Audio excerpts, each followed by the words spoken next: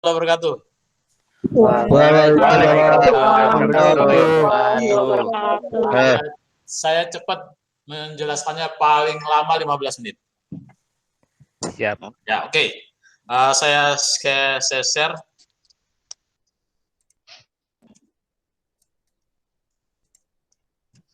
Kelihatan? Kelihatan, Pak. Oke. Kita belajar lewat Instagram. Jadi hari ini kita akan belajar tentang pendapatan nasional. Menurut kamu pendapatan nasional itu apa? Boleh ada yang ngomong langsung. Jangan malu-malu. Anak IPA harus pandai ngomong juga soalnya. Nanti kalau jadi mahasiswa harus pandai ngomong. Jangan diem aja. Nah, belajarnya dari sekarang. Ada yang tahu? Ada yang mau kasih pendapat?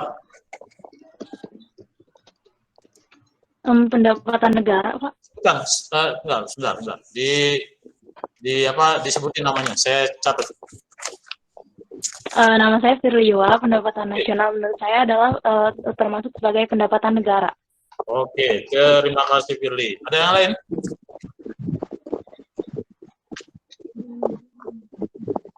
Ada yang lain? Saya, Pak. Darel, Pak. Darel. Ya, pendapatan nasional itu hasil produksi nasional. Hasil produksi nasional. Oke, yang lain? Siapa? Oke, siapa? Julian. Julian. Pendapatan nasional itu jumlah seluruh pendapatan yang diterima oleh masyarakat, Pak, dalam setahun. Oke, sip. Ada lagi? Nggak ada? 3 orang aja? Ya, jadi itu semuanya benar. Nggak ada yang salah.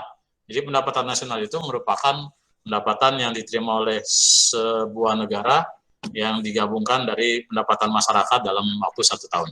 Biasanya nilainya dengan uang. Nah, jadi kita akan belajar tentang itu. Namun sebelumnya, kenapa kita harus belajar pendapatan nasional? Karena pertama, kamu bisa tahu kemajuan negeri kita dengan mempelajari pendapatan nasional. Tahu mana sektor mana yang paling berperan menyumbang terbesar pendapatan nasional kita. Tahun kemarin itu mana yang paling besar, kamu bisa lihat. Kamu lihat di webnya Kementerian Keuangan, ya. Kamu lihat nanti, kamu cari di sana mana sektor mana sih yang paling besar sumbangannya untuk meningkatkan pendapatan nasional kita. Sementara ini kita pendapatan yang terbesar adalah dari pajak, ya. Semua sekarang dipajakin ya. Rencananya, wacananya sepeda mau dipajakin juga kan. Nah, jadi itu paling besar dari pajak. Kalau kamu lihat APBN Indonesia, besaran pajak itu sangat luar biasa. Kenapa begitu? Karena memang sumber pendapatan dari pajak itu besar sekali. Motor, coba lihat motor. Motor aja berapa juta motor. Kalau satu motor dipajakin 1 tahunnya 100.000 saja. Kalau ada 100 juta, berarti sudah berapa tuh? 1 M. Ya, sekitar itu. Ya, itu baru dari motor. Belum dari yang lain, ya. Belum dari pajak penghasilan. Saya kena 5-15% pajak penghasilan saya. Kalau gaji saya 1 tahun 20-30 juta, 15% dari 30 jutaan. Jadi kamu bisa, berapa pegawai negeri di Indonesia? Kamu bisa bayangkan. Jadi memang dari pajak itu besar banget. Nah, kedua, kita dapat membandingkan kemajuan antar negara. Misalnya ASEAN, Indonesia dengan Malaysia, dengan Singapura, dengan Myanmar, Laos, dan seterusnya. Posisi Indonesia ada di mana? Itu bisa dibandingkan. Kemudian yang ketiga, dengan mengetahui pendapatan nasional itu, kita bisa membantu pemerintah untuk menentukan arah kebijakan. Bantunya dari mana? Bantunya dari saran, lewat DPR. Ya begitu, itu prosedurnya kayak gitu. Tapi memang itu panjang ya. Kalau salah-salah nanti bisa justru lebih repot. Kemudian yang keempat, kamu bisa, kalau kamu sebagai investor, misalnya anak muda sekarang banyak yang udah jadi investor, banyak yang udah jadi orang kaya ya. anak-anak muda sekarang. Seusia kamu, kalau kamu jadi YouTuber, ya itu bisa luar biasa. Jadi jadi orang kaya tidak harus menunggu selesai kuliah. Sekarang aja kalau menjadi orang kaya, jadi YouTuber. Saya kenalan sama anak SD di Rawamangun, SD kelas 5, penghasilannya sebulan 30 juta dari YouTube. Kan luar biasa tuh. Ya, kamu bisa seperti itu. Jadi kalau kamu jadi investor, kamu bisa membandingkan, mempelajari pendapatan nasional tiap negara. Nah, mana nih negara yang aman buat berinvestasi? Misalnya kamu mau investasi ke Amerika Selatan, misalnya ke Venezuela. Nah, itu aman nggak? Nah, sementara Venezuela sekarang jadi negara bangkrut gitu. Nah, kan nggak aman tuh. Nah, itu kayak gitu. Kemudian yang terakhir, kita jadi tahu tuh kemakmuran sebuah negara. Dari mana caranya? Dari perhitungan pendapatan per kapita. Seperti Indonesia, pendapatan per kapitanya masih di bawah 10.000 dolar, ya 10.000 dolar maksudnya. Jadi pendapatan bangsa Indonesia, kamu itu udah dihitung. Kalau tidak salah sekitar 7.000 atau 6.000 sampai 7.000-an dolar per tahun. Kalau satu dolarnya misalnya 10.000, kemudian pendapatan bangsa Indonesia per kepala 7.000, sudah ketahuan. Berapa? 70 juta. 70 juta setahun. Pendapatan per kapita orang Indonesia. Punya penghasilan atau tidak, atau punya penghasilan atau tidak punya penghasilan. Nah, itu. Kemudian kamu bisa bandingkan dengan Singapura yang penghasilan per kepalanya sekitar hampir 20 ribuan dolar. Misalnya kayak gitu. Atau anggaplah 20.000 dolar.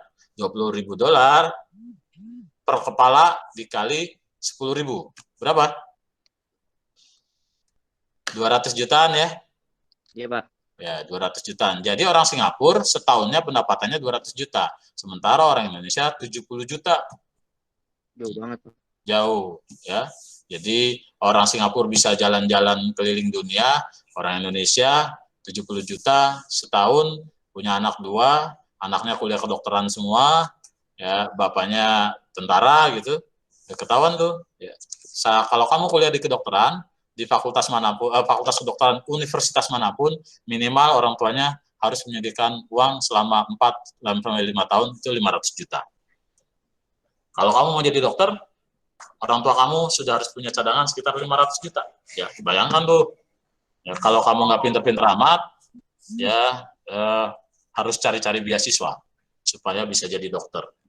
Itu, ya, jadi itu manfaatnya kita mempelajari pendapatan nasional. Apa yang akan kita peroleh dari mempelajari pendapatan nasional? Pertama, kita akan tahu konsep pendapatan nasional secara komprehensif, secara menyeluruh. Kemudian kamu juga harus ngerti komponen-komponennya. Komponen-komponennya itu ada 3 jenis dari 3 sisi. Dari produksi, dari pengeluaran, dari penerimaan. Itu bisa dipelajari dan ratusan komponennya untuk yang produksi. Kalau yang pengeluaran dan pendapatan itu cuma ada 4-5 komponen. Nah, jadi yang produksi yang banyak. Bawang, cabai, itu kan produksi ya. Coba berapa komponen produksi di Indonesia, mulai dari baut, mobil nih, mobil itu kan produksinya bukan cuma mobil itu kan jadi satu ya, tapi sebelum jadi mobil ada karet, ada besi, ada timah, ada emas, ada macam-macam, itu dihitung semua. Terus jadi mobil, jadi satu produksi lagi, mobil tambah mobil tuh, jadi ribuan produksi. Itu kalau dari produksi. Kemudian yang ketiga, kamu bisa menghitung pendapatan nasional. Ini nanti ngitung-ngitung. Hari ini kita tidak belajar ngitung-ngitung minggu depan. Kemudian yang keempat, kamu bisa menghitung pendapatan per kapita yang tadi saya sampaikan. Yang terakhir ini yang paling penting, kamu bisa menganalisis secara kritis atau berpikir kritis bagaimana pendapatan nasional itu. Misalnya sebuah negara, kamu bisa kritisi itu. Kenapa pendapatan nasional Indonesia dibandingkan dengan Brunei, kok tinggian Brunei? Itu bisa dikritisi, itu dianalisis. Oh, ternyata ada satu produksi yang tidak dapat diproduksi oleh Indonesia misalnya, atau sebaliknya, begitu. Oh ternyata ada pengelolaan atau mismanagement di bangsa Indonesia, di pemerintah Indonesia misalnya. Misalnya apa? Pengelolaan BUMN. BUMN kan kita rugi dulu ya, jadi kurang. Kenapa? Direkam loh ini, direkam loh. Dan direkamnya langsung ke Distrik nih, karena saya pakai Google Meet-nya Distrik. Oke, itu kalau kita akan belajar ini, yang 5 ini. Ya. Nah, ini yang tadi kamu sampaikan, semuanya udah tahu. Jadi saya nggak perlu kasih tahu lagi nih, ya. Nah, kemudian pendapatan nasional itu konsepnya ada banyak, ada 5, harus urut, ya, karena ngitungnya harus urut. Pertama GNP, saya ulang. Pertama apa? GNP. GNP itu Gross National Product. Cara menghitungnya gimana? Cara menghitungnya ini salah ya. Harusnya domestik bukan nasional. Nah, cara menghitungnya yang di bagian bawah, kalimat bawah, itu gross domestic product dikurangi produk neto luar negeri. Jadi produk neto luar negeri itu pendapatan masyarakat Indonesia yang di luar negeri. Kecepatan nggak? Kurang 5 menit lagi.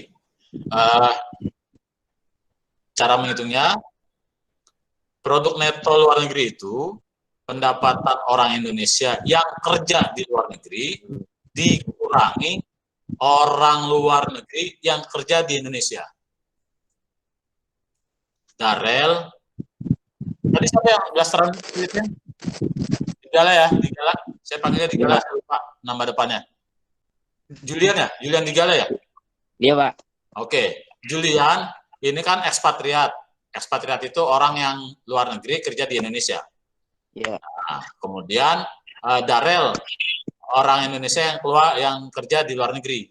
Jadi pemain bola gitu ya, di luar negeri. Iya. Walaupun mungkin grupnya masih kelas 2 gitu. Nah, itu dikurangi tuh. Pendapatannya Darel dikurangi pendapatannya Julian. Ya. Kalau nanti pendapatan Darel lebih besar dari pendapatan Julian, akan menambah gross domestic product. Tapi kalau pendapatan Darel lebih kecil dari pendapatannya Julian, maka gross domestic product-nya dikurangi pendapatannya Julian setelah dikurangi pendapatan Darel. Gitu caranya. Cepetan ya? Oke. Kalau nggak tanya, kalau nggak ada yang tanya saya terusin. Ada yang tanya? Nggak ada ya? Alhamdulillah, alhamdulillah. Ya silakan nanya. Kalau dipotong boleh, dipotong boleh. Saya lagi jelasin terus kamu Pak interupsi tanya gitu boleh. Nah konsep yang kedua, yang kedua itu namanya net national product atau produk nasional bersih. Diperoleh dari mana? Dari gross national product yang tadi, yang pertama dikurangi penyusutan. Penyusutan apa? Penyusutan barang modal. Misalnya pesawat terbang, kereta api, kapal laut, yang punya pemerintah ya, yang punya pemerintah. Dan yang punya swasta juga. Nah, itu dikurangin semua. Disebut dengan net national product. Yang ketiga, pendapatan nasionalnya atau net national income. Net national income itu diperoleh dari net national product dikurangi pajak tidak langsung. Apa contoh pajak tidak langsung? Contohnya kalau salsa, ada nama salsa tapi bukan salsa dipanggilnya nih. Ada nama mutiara ya kan ya? Ada mutiara ya, beli pakaian jilbab, beli gaun. Ada pajaknya nggak? Ada. Pajak apa namanya? Pajak pertambahan nilai. Itu disebut dengan pajak tidak langsung. Apa contoh pajak langsung? Contoh pajak langsung, tadi contohnya yang motor, ya. Motor, pajak motor itu pajak langsung. Atau pajak penghasilan, Bapak Ibu kamu dipotong langsung tiap bulan. Itu disebut pajak langsung. Nah, jadi saya ulang. Pertama GNP, kedua NP. NP. Tiga, NNI. Ya. Jadi ingat ya, GNP, NNP, NNI. Urut nih, nggak boleh diselang, dibalik gitu ya. GNP, NNI, NNP. Salah, karena ngitungnya juga beda. Ya, ngitungnya harus urut. Nah, yang ketiga, yang keempat, itu personal income. Personal income adalah pendapatan pribadi, pendapatan nasional, yang dikurangi kontribusi asuransi. Artinya, biaya-biaya asuransi. Bapak Ibu kamu kan bayar asuransi tuh. Nah, itu maksudnya. Kemudian laba ditahan. Siapa Rian punya investasi, tapi keuntungannya tidak dibagi semua, itu namanya laba ditahan. Atau transfer payment, ditambah ya, ditambah transfer payment. Transfer payment itu transfer dari pemerintah. Contohnya, Bapak Ibu kamu udah pensiun. Bapak Ibu kamu punya BPJS yang dari pemerintah ya. Nah, itu disebut dengan transfer payment. Ya, transfer payment. Kemudian ada pendapatan neto dari bunga. Bapak Ibu kamu punya tabungan deposito, ya, itu disebut dengan pendapatan neto. Ya. Jadi yang keempat, personal income. Yang terakhir, kita belajar sampai sini aja nih.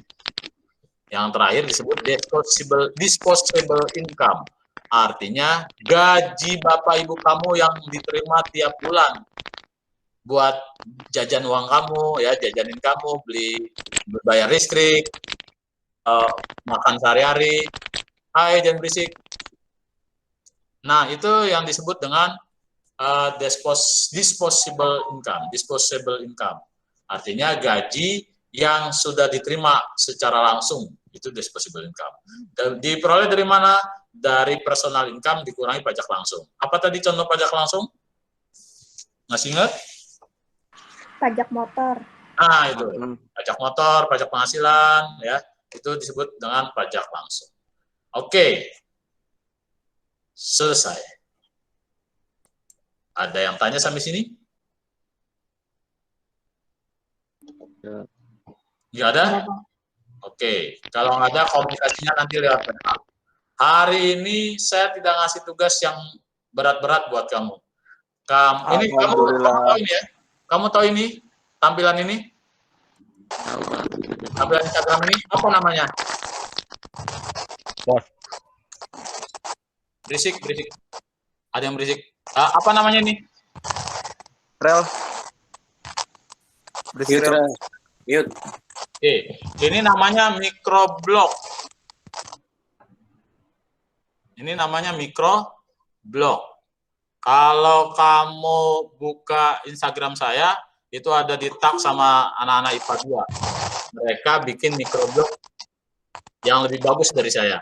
Kalau saya sederhana, nggak ada gambar-gambarnya. Jadi, saya minta kamu bikin microblog, ya, dua halaman, 2 feed, ya, 2 feed tentang pendapatan nasional. Pandangan kamu tentang pendapatan nasional, kemudian hubungannya dengan pandemi COVID-19, ya. Itu aja. Kamu lihat ya, hasil karya anak IPA 2, nanti kamu bisa lihat di situ, tapi jangan niru, jangan jiplak, hasil karya kamu sendiri. Bahasanya bahasa kamu, jangan bahasa baku, artinya bahasa kamu ya. Bahasa kamu aja. Kamu boleh mengerjakan lebih dari 2 feed, boleh. 2 lembar ini, 2 halaman ini boleh, silakan. Saya kan 9 halaman, ya. Boleh pakai bumbu-bumbu artistik, silakan. Saya tunggu sampai jam 5 sore. Jelas sampai sini? Jelas, Pak. Jelas, Jelas, oke. Pak. Jelas. Saya belum nyatet kehadiran kamu. Untuk hari ini, sebagai tanda kehadiran kamu komen di Instagram saya yang pendapatan nasional. Yang ini ya. Ya. Komen apa, Pak?